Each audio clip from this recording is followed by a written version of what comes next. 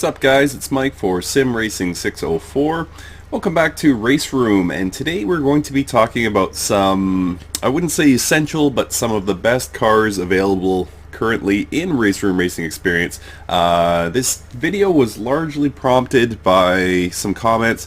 I saw that the Extra Mile had done a video. He drove a DTM 92 car at Nordschleife. Didn't have the greatest experience, and the comments just were off the rails, people hating on RaceRoom Racing Experience and things of that nature. And if you don't like RaceRoom Racing Experience, totally fine. Sims are very unique. I tend to like certain sims that you may not, and vice versa, and that's okay. But I did want to do a video just to let you know that there are some cars that I feel are very, very much worth your time in RaceRoom Racing Experience. So we're going to go through 5 of those cars and just talk a little bit about it. If you have other cars that you feel I am missing out on, or if you disagree, by all means make a comment. But like I said, it's kind of important to recognize that there are, RaceRoom has evolved over the years, and there are cars that have come out more recently that I feel drive very, very well. And the sound has never come into question, and the looks are very much improved as well. So there's yeah, like I said, a lot of cool cars that you might be missing out on. So here are 5 of them. The first one we're going to drive is this BMW M235i Racing. So this is, I believe, the second or third most recent addition to RaceRoom. So right around the time that we got the FRX 17 for RaceRoom, they also released this. So you may recognize this from a number of other sims, including Assetto Corsa, and RaceRoom, I feel, does a great job translating it into the world of RaceRoom. I am not doing a great job of driving it, but that's okay. So what you're getting with this car is a much more tame car by comparison to a lot of the, you know, just race-bred beasts that are in this game. But nonetheless, this is a great handling car, great sounding car, and I feel very well represented versus its, you know, Assetto Corsa counterpart. So if you're a fan of that, I believe that car came, did it come in Dream Pack 1 with Nordschleife? I think it may have. And yeah, just a fun car to drive. Overall, quite balanced. Seems to respond well to inputs and things like that, and is a great addition to RaceRoom Racing Experience. So the way I'm going to do this, guys, is I will just boot up each car. I'm going to do this somewhat live. I'm going to try and do this in one take. If you see any jump cuts, that means that I screwed up a lap, but so expect some jump cuts, in other words. But yeah, like I said, we're just going to go through 5, just do a quick drive and talk. I won't necessarily complete each lap, but I will try and bring these to your attention. So again, the M235i, I wouldn't classify this as essential content for RaceRoom, but if you're looking for sort of a more tame road-going car, there aren't necessarily a lot of options in RaceRoom because the GTR-X class, I don't feel, is that well represented, which is unfortunate because it's got the Zonda R, which is a very, very cool car, and one of the few appearances in sim racing of a Koenigsegg car, but unfortunately it just kind of feels dead on the road to me. So I'm not a big fan of the GTR-X class in RaceRoom. But again, if you're looking for a, and I get that this is a racing spec, but if you're looking for a more tame, more road-light car, the M235i Racing that I am now in could be your vehicle. All right, so let's jump into the next vehicle.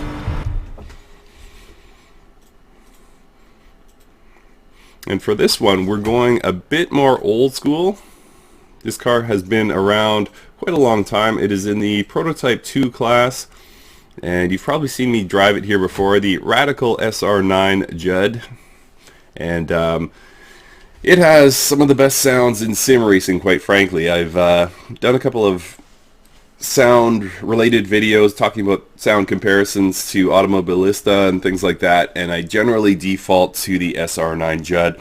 I think just the sounds are phenomenal, and the driving is very, very good. I feel that perhaps it's giving up a little bit just by its age. RaceRoom hadn't quite matured when this car came out, but in terms of drivability, it is fun. It is a lot of fun. It handles more like an open wheeler.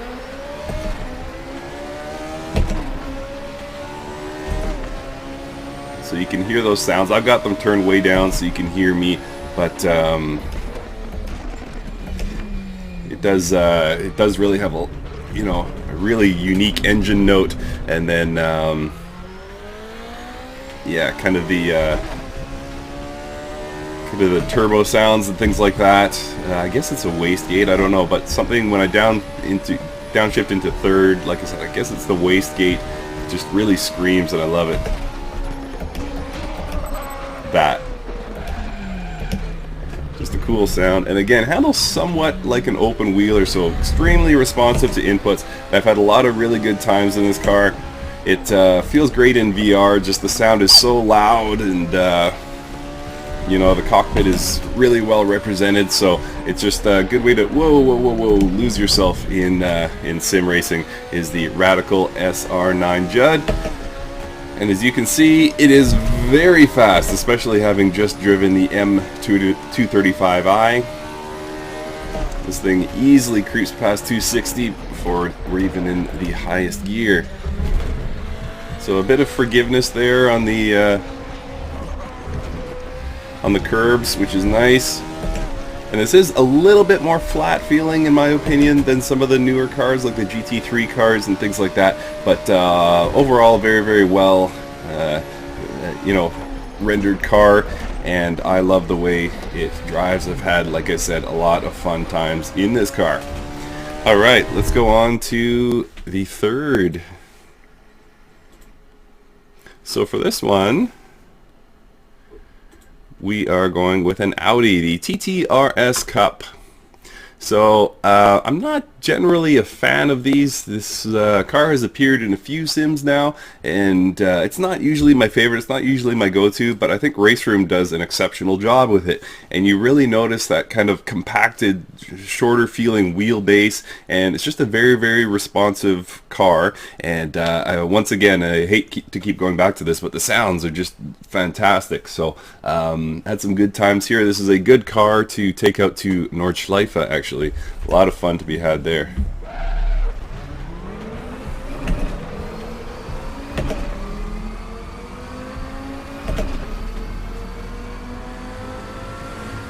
So you can see kind of middle of the pack performance here.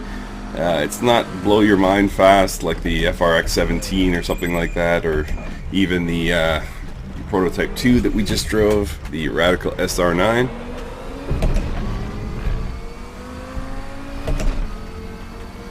But still very, very capable, and you'll see when I start to get into the kind of high-speed sections here that, or high-speed cornering sections, I mean, that this thing is extremely responsive in terms of steering inputs.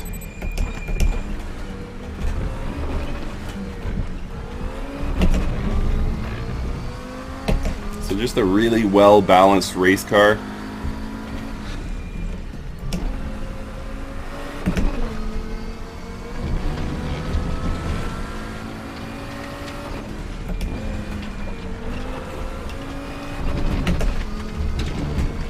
And yeah, just a blast to drive.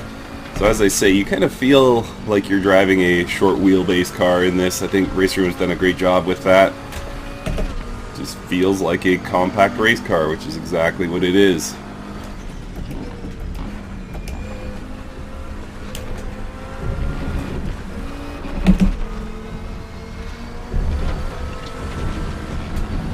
So yeah, the Audi TT-RS. So this is number 3 on my list, and let's jump into my top 2 now.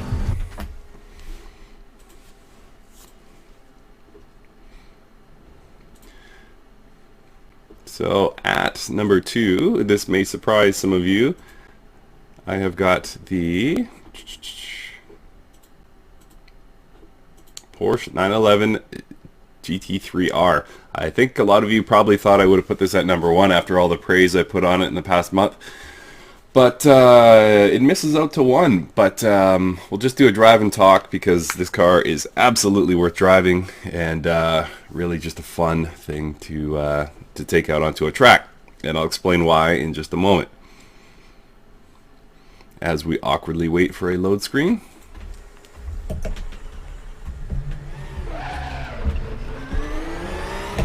So the reason I love the Porsche, I talked previously on this channel about cars that you can just kind of throw around, and this is definitely one of those cars. So there's cars that I just recently got done a review of the update for the RaceRoom Studio GT pack for Assetto Corsa, and those are cars that you really have to finesse. You have to be extremely diligent with your inputs for your throttle and brake, and this Porsche 911 GT3R, although it's a blast to drive and I love it, almost everything about it, it is just a car that you can absolutely punish. So instead of the limit being the car's capabilities, the limits really are your reaction speed for this car. It just kind of does exactly what you want it to, and you know, not training level ease of driving, but very, very close anyway. You just kind of give it full beans coming out of a corner and it responds instantly. And yeah, you can, you know, improve your lap speed by braking later and later and getting on your accelerator earlier and earlier. And again, it really comes down to you. How fast can you manage your inputs? The car is going to take it. What are you going to give it, kind of thing. And as always, phenomenal sounds and really well represented physics here, I feel, as it compares to other sims which feature this car.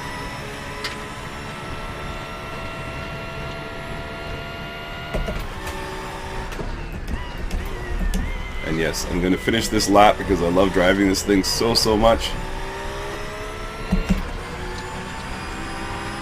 That's barely keeping two wheels on there. Again, this is a car you just kind of abuse and throw around. And I've had a lot of really great times in this Porsche 911 GT3R. So I totally recommend that you get out there and at least test drive this thing.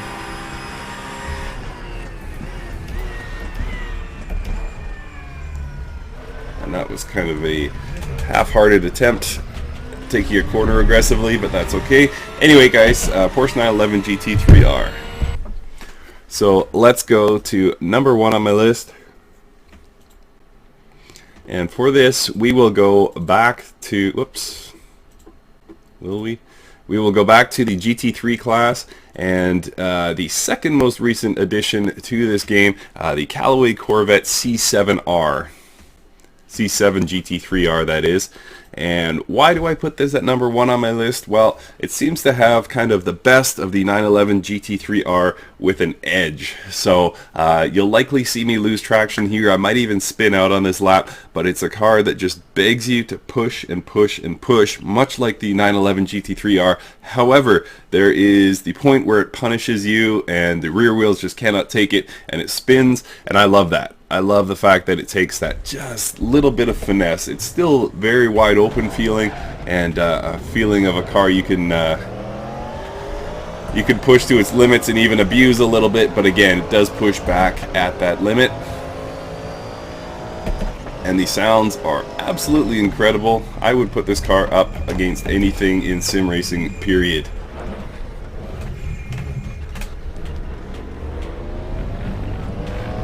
So just phenomenal straight line speed. Good cornering ability.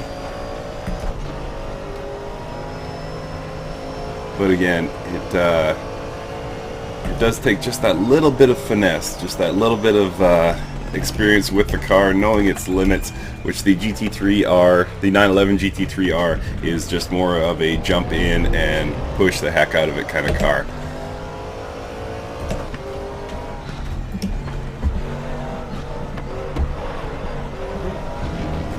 Like there, you saw a little slight wiggle there coming out of the corner. That was me pushing too hard. But my goodness, do I love this car. Just phenomenal to drive, it really is. And I think RaceRoom has absolutely crushed this. Alright, so as I finish this lap, guys, I'm just going to wrap things up. So we have talked about a number of cars here, 5 cars that I feel could potentially redeem RaceRoom in your mind. Again, if you're not a fan of RaceRoom, that's totally fine. There's sims that I'm not a huge fan of that I deliberately avoid on this channel that most people like, so that's okay. We all you know, we're all entitled to our opinion. I, for one, really enjoy RaceRoom, and I hope these 5 cars bring you some enjoyment as well. And something I absolutely want to stress is that you can test drive all of these cars for free. In addition, when you download RaceRoom, it is free, and it comes with, I believe, 2 tracks. I believe it is Portimao and the RaceRoom test track, whatever they're calling it. So you do get 2 free tracks, and then you can test drive all of these cars. So if you're not sold on RaceRoom and you own it already, I would suggest trying a couple of these cars. And if you haven't tried RaceRoom at all and still kind of teetering on the fence, my suggestion would be to download it. It will not cost you anything except your data usage and a bit of time, and then try some of these cars out, because I have a feeling you may love RaceRoom thanks to these guys. And again, it won't cost you anything. Alright guys, so once again, as I said off the top, please let me know if there's any fantastic cars that you're really enjoying. I have a feeling I will see the Mercedes AMG GT3 in the comments. I love that car as well, but I didn't want to do all GT3 cars for my top 5 list. And yep, let me know what you think of RaceRoom, and we will see you guys next time.